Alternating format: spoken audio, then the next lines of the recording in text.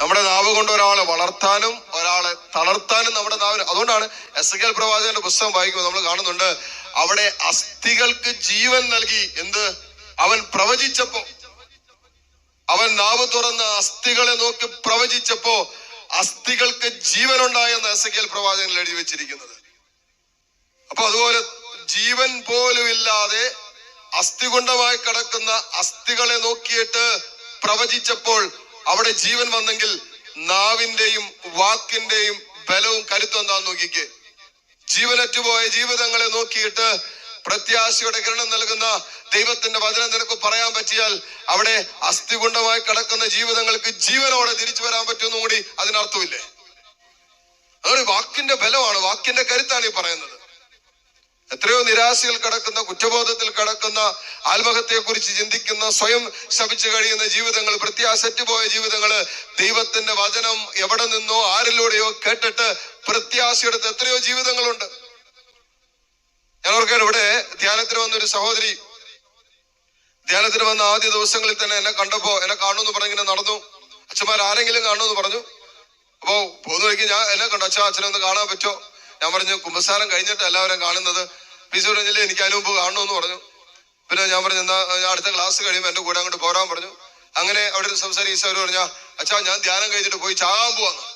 നമുക്ക് ടെൻഷനായി, ഇനിയിപ്പോ ഇവിടെ എങ്ങാൻ വെച്ച് ഈ പണി ചെയ്തു കഴിഞ്ഞാല് ധ്യാനം കഴിഞ്ഞിട്ട് നമുക്ക് ചാകാം. ഒരു 5 ദിവസം പിടിച്ചിരിക്കാൻ പറഞ്ഞു. ഞാൻ പറഞ്ഞു, പ്രാർത്ഥിക്കാം സഹോദരി, ഏതായാലും ചാകാൻ തീരുമാനിച്ചതല്ലേ, നമുക്കിത് കഴിയട്ടെ, ധ്യാനം കഴിയട്ടെ, നമുക്ക് ആലോചിക്കാം എന്താ ചെയ്യേണ്ടതെന്ന്.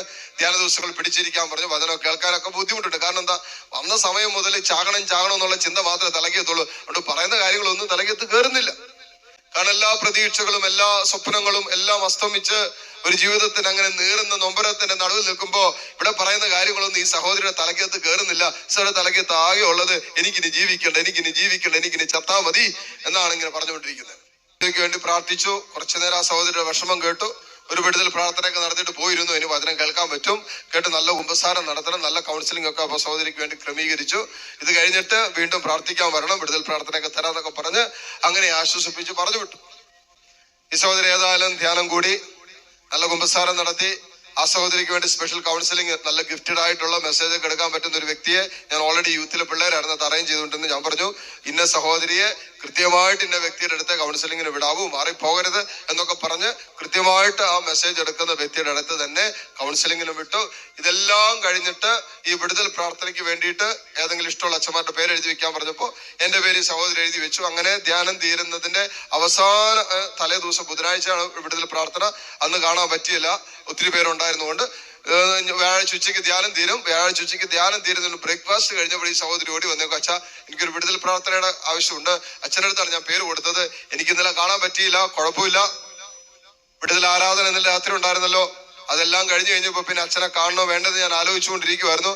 എന്നാലും പേര് കൊടുത്തതല്ലേ എന്ന് കരുതി ഞാൻ വന്നതാണ് എന്ന് പറഞ്ഞിട്ട് ഈ സഹോദരി പറഞ്ഞൊരു കാര്യം എന്താണെന്നറിയാവോ? അച്ഛാ, ഇപ്പോ ധ്യാനത്തിന്റെ അവസാന ദിവസത്തിൽ ഒരു കാര്യം ഞാൻ ഉറപ്പിച്ചു. എന്നാ, ഈ ദിവസങ്ങളിൽ വചനം കേട്ടുകൊണ്ടിരുന്നപ്പോ ഒരു കാര്യം എന്റെ മനസ്സിൽ പരിശുദ്ധാത്മാവ് നൽകിയ ഒരു തോന്നലാണ്, ഞാൻ മരിക്കേണ്ടവളല്ല, ഞാൻ ജീവിക്കേണ്ടവളാണ്. ഈ ഒരു പ്രശ്നത്തിന്റെ പേരിൽ ഞാൻ എന്റെ ജീവിതം അവസാനിപ്പിക്കേണ്ടവളല്ല. ഈ 4 ദിവസം വചനം കേട്ടപ്പോ എനിക്ക് കിട്ടിയൊരു ബോധ്യം എന്നാന്ന് പറയാ, അച്ഛാ ഞാൻ എന്റെ ജീവിതം ഈ ഒരു പ്രശ്നത്തിന്റെ പേരിൽ അവസാനിപ്പിക്കേണ്ടവളല്ല. അച്ഛാ ഇനി ഒരിക്കലും ആത്മഹത്യയെ കുറിച്ച് ഞാൻ ചിന്തിക്കുകയല്ലെന്ന്. പ്രത്യേകിച്ച് വലിയ കാര്യങ്ങളൊന്നും പറഞ്ഞില്ല.